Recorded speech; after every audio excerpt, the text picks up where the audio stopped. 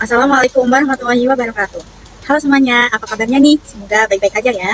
Kali ini aku dan teman-teman aku akan memaparkan hasil diskusi kami. Jadi, bahasan kita kali ini adalah pengaplikasian metode simplex dalam menghitung keuntungan maksimal penjahit Coco Channel.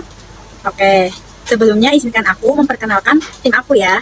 Ini aku Amalia Vicky Yamahe dengan NIM 4101422 juga ada Monica dengan NIM 4101422 dan juga ada Sabrina dengan NIM 4101422 Ini saya akan menjelaskan pada bagian pendahuluan.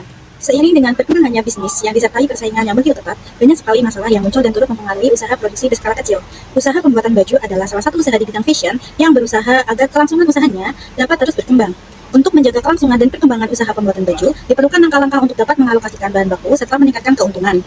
Oleh sebab itu, diperlukan teknik atau suatu metode dalam menentukan kombinasi yang tepat dari produk yang dibuat, serta kombinasi dari produk yang dihasilkan.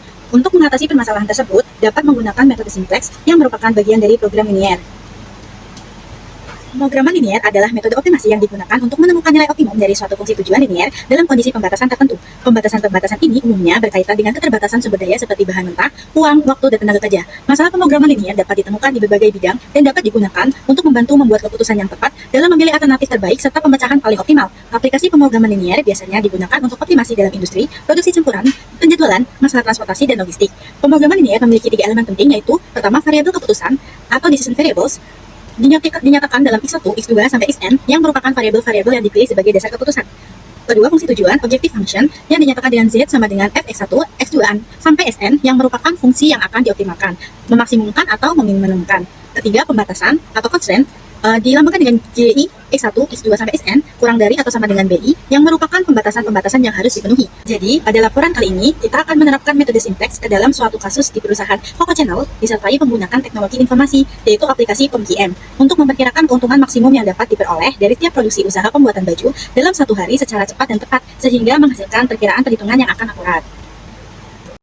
Baik, kembali dengan saya Monica, dan di sini saya akan menjelaskan mengenai penerapan metode simplex dalam kasus sebelumnya.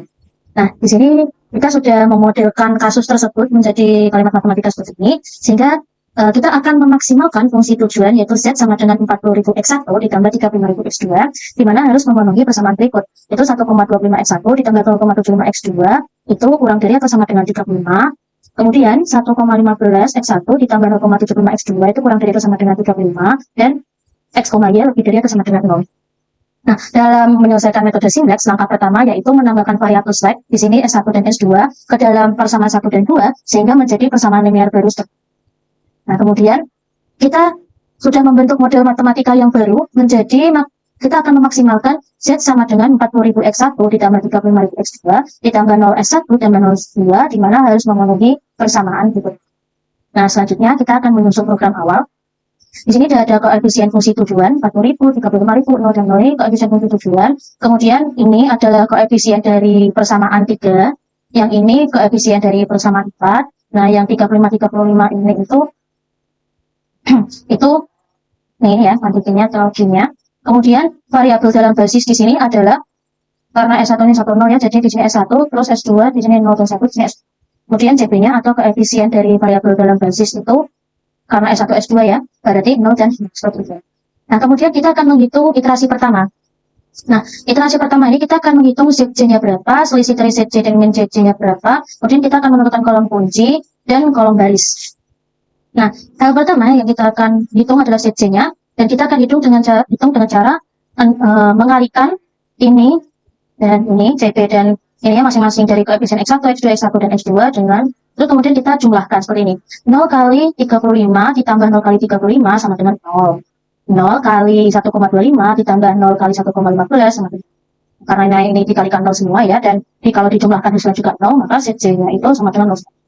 Nah, kemudian dari hasil ZJ-nya tadi, kita akan kurangi dengan CJ-nya atau koefisien fungsi tujuannya. Jadi, kalau yang ini DJ-nya tetap yang 0, kemudian ini 0 dikurangi 40.000 sama dengan negatif 40.000, ini 0 dikurangi 35.000 itu negatif 35.000, dan ini 0.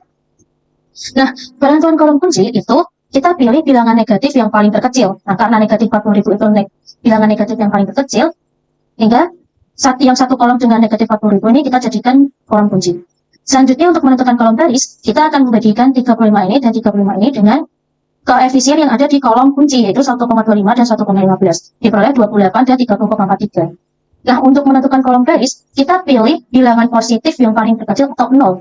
Nah, karena 28 ini lebih kecil, maka kita jadikan baris yang satu baris dengan 28 ini kita jadikan sebagai baris kunci. Ini baris kunci. Nah, sehingga kita dapatkan 1,25 ini sebagai elemen kunci. Seperti itu. Nah, kemudian kita lanjut ke iterasi 2. Di iterasi 2 ini kita akan mengganti ini semua yang ada di dalam tabel dengan perhitungan transformasi baris kunci di yang pertama dan juga transformasi baris yang kedua. Di perhitungan transformasi baris kunci yang pertama, itu kita bagi semuanya elemen dari baris kunci tadi dengan elemen kunci, yaitu 1,25. Sehingga didapatkan 28, 1, 0,6, dan seterusnya. Nah, untuk perhitungan transformasi baris kedua, itu kita seperti ini. Ini elemen dari baris kedua, kita kurangi dengan elemen yang ada di ini.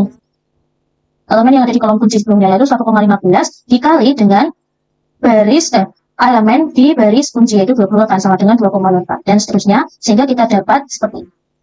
Nah, dengan cara yang sama kita hitung CJ-nya, kemudian kita dapat CJ min CJ-nya ini. Nah, dilihat karena negatif 11.000 itu adalah bilangan negatif terkecil, sehingga yang satu kolom dengan negatif 11.000 ini, kolomnya ini kita jadikan kolom kunci.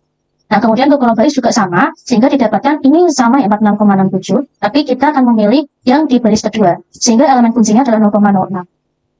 Nah, begitu juga dengan iterasi 3, kita dapatkan kolom kuncinya berada di sini, karena ini negatif 136.550 ya, karena 35.000 dikurangi ini, ditambah ini dikali 10, dapat ini.